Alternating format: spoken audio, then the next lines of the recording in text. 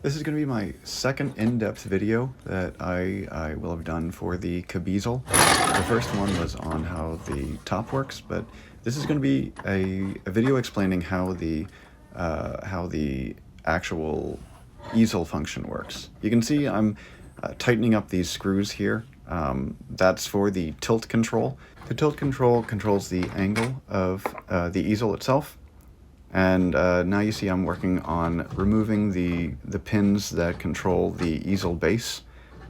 So once these two pins are out, you can slide the easel base up and down. Now note, I have two pins in here. The original design I only had one, but I feel like it's a tiny bit more stable. But I think you could get away with having one pin for the easel base. It's difficult to see, but I put little markings on the side of the easel where I line up to put the pins back in. Something that I do too much is I usually over tighten these pins. Like, you really just need to get them in a little bit. The point is to get a thread on the pins so that they don't fall out. I do have these plans listed on my website for sale, and if you're following along in the plans, on the page that shows the exploded view of all of the parts, the next part that I'm going to be talking about is the bottom supports. And quick note, when I say exploded view, it's basically everything that's not glued together, everything that's connected via a fastener that can be removed.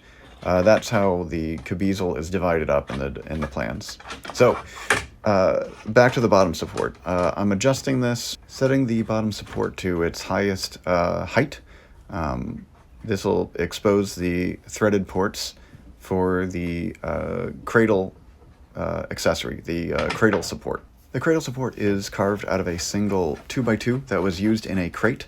I just found it in the garbage somewhere, I carved it up, and that's how it is now after I had finished it. I am planning on posting the plans for all of the accessories, probably in January. The cradle support is not necessary for the Cabeasel to work, but I think it does help. It holds paintings and clipboards tight. So now we have the bottom support set, it's time to adjust the easel top. To do this, I like to adjust the top rear support first, and I like to open up the lid and dog the lid down first, so I have easy access to the top rear support knobs. There's two knobs in the back that hold it, and it's also difficult to see in this video, but the top rear support slides down, and that's what the painting is going to be set up against. So that'll slide down. Then you can grab your painting and set it in the work cradle and work on adjusting the easel top section. Those have the knobs here that I'm adjusting to loosen those up. And you can slide the whole easel top up and rest the painting up against the top rear support. Now I'm adjusting the top front support. So these are just friction plates with thumb screws.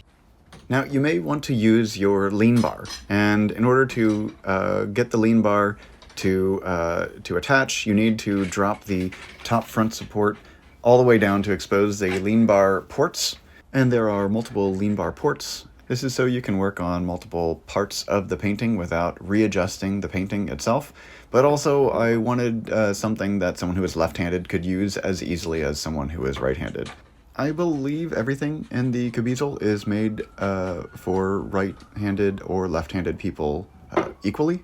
I attempted to have that symmetry. I hope I actually succeeded. I'm not left-handed, so I can't really say, but I think I got it. Oh, and I wanted to do a quick explanation of how I avoid putting scratches in my friction plates from the thumb screws here. It's not metal against metal. In between them, I have red paper washers. So it's basically it's like a heavy paper that you just use, and it avoids scratching up the stainless steel, because you'd have marks all over it if you didn't do that. But you can sort of see them here. But yeah, again, that's red paper washers. You can just buy a kit of them. They're really cheap. Back to the setup, you can see the top rear support screws there, top rear support threaded nuts rather. That's what the painting sits on, and this is the top front supports with the ports exposed. Here's the lean bar connected. You can see I sized the lean bar spacer so that the lean bar wouldn't interfere with the decorative molding. Eagle-eyed viewers may be able to see specks of paint and little chips on this thing.